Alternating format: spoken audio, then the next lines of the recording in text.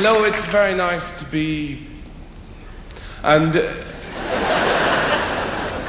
you might as well be in London while you're being. A fantastic place. Cosmopolis. People from every corner of the earth, every creed, every religion, every culture come here to vomit in minicabs. Sometimes, you know, you might take it for granted, you see. You might get this notion that there's a better life for you elsewhere, because that's what happens to people. They get stressed out somewhere like this. They think, you know, we should, I don't know, go to the country, somewhere shire. It's a very bad idea. I grew up in the country. You don't want to go there. You've got everything here. You're not going to realize your dreams somewhere else. You can do it all here. You can be trapped in traffic in Tufnell Park for 20 years and you'll never have that experience anywhere else. You don't want to go to the country anyway. Most of you know nothing about it. You talk about it all the time, you read about it in Sunday supplements. You're never going to go. Why would you go? It's a disgusting place. It's always wet, even when it's dry. And there's nothing there. Farmers aren't really people. You know this. They're just necessary. We need somebody to kill cows.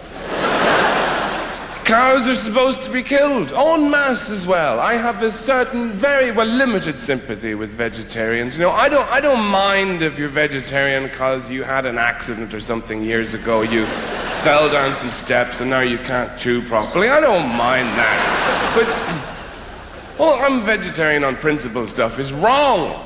You're supposed to eat the cows. They're big, lumbering, stupid things. They'd be everywhere if we didn't eat them. In the library and everything. Nobody actually wanted them originally, you know? They were just mid-conversation. They kept getting bumped into by these cretins going, I couldn't take it anymore. Give me a fucking fork. I'm going to deal with this. What people really want are squirrels, but they're too quick.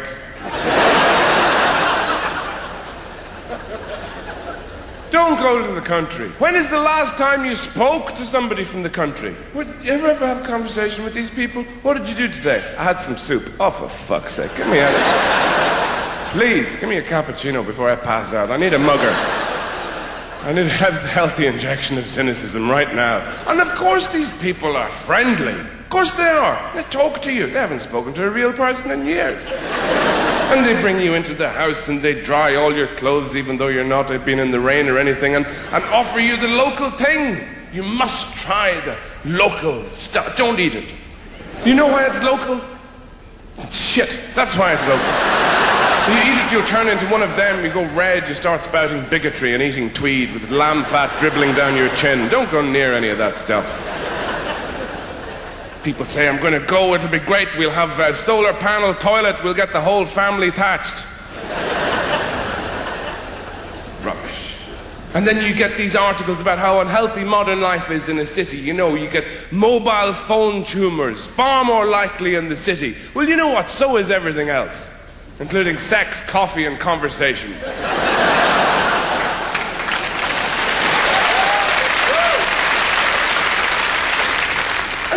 The conversations are totally different as well there. You're sophisticated people. You meet up every 9 months to have a coffee with somebody and bitch about your best friend who's not there. I hate them more than you do. Here they come. Hi, how are you? Do you want a Nimbagino? And in the countryside, because there's nothing to do, you know what people do there? They go to each other's houses, they come to your house and drink tea all fucking day. They crawl for 12 miles to come and drink tea. Because there's nothing else to do. And what people do there, it has its own kind of native hostility, you know. They bring out all the food in the house and put it in front of that person and say, there, eat that.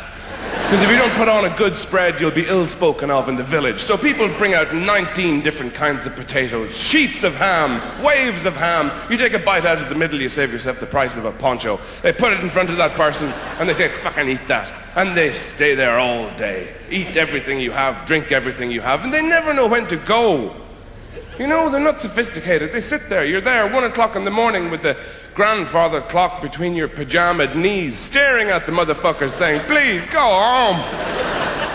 You end up saying terrible things. Look, we drank everything in the house. I don't think that minicab is coming. I know we had 8 or 9 bottles of wine and half a bottle of whiskey, but I think you should drive. I do. I will personally sellotape your hands to the wheel. Get in the fucking car. Go away from here, please. And then, you know, there's the extreme version of that idea of escape. People think they'll emigrate, and that's it. The new life will be somewhere else, much better than here. I can't take it anymore. And where would you go? People fling themselves all over the planet. People end up in Australia. Why would anybody want to go there? What is the point of that country? I usually never leave the house, but we all went to Australia recently. The whole family. It was a ridiculous place. Located 3/4 of a mile from the surface of the sun. People audibly crackling as they walk past you on the street. That's why they all barbecue. You don't need to cook somewhere like that. You just bring the shit out, fling it on a grill, and it bursts into flames.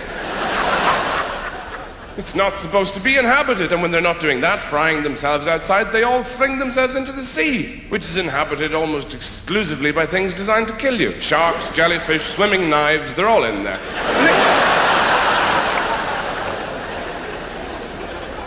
And then, you know, where else? This is the new world, you know, and the other part of the new world is America.